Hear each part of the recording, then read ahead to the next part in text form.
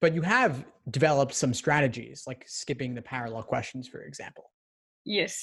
What is your pacing like? What's your speed like on those first 10 questions in the section? So for older tests, it was very much like under a minute per question. Now with the newer tests, I do find that like there's maybe one or two questions where in the first 10 that take me longer. But usually I do try to like get to question 10 in 10 minutes. Um, and more or less like give myself 1 minute per question for those first ones.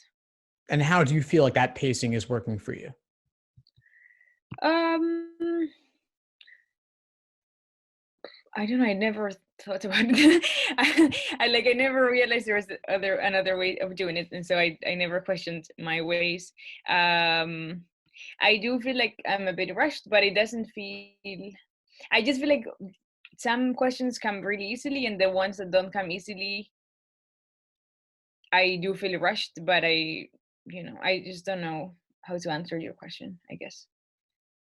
Do you know what Well, I mean? yeah, sure. I mean, it's worth taking some time to think about it because there are always different ways to approach this. In Yeah. general, though, I like the idea of doing the first 10 in about 10 minutes, building up a time bank that you could apply to the tougher questions later in the section. Yeah, and I guess I also like timing wise, I try to finish like have looked at them all and answered most of them, maybe with the exception of three or four within like with 5 minutes to spare, and so then I have a few like a minute or two to fill in the bubbles because I'm taking it in Europe, and so it's still paper. Yeah. Um, and then and like 3 or so minutes to go through any question I struggled with.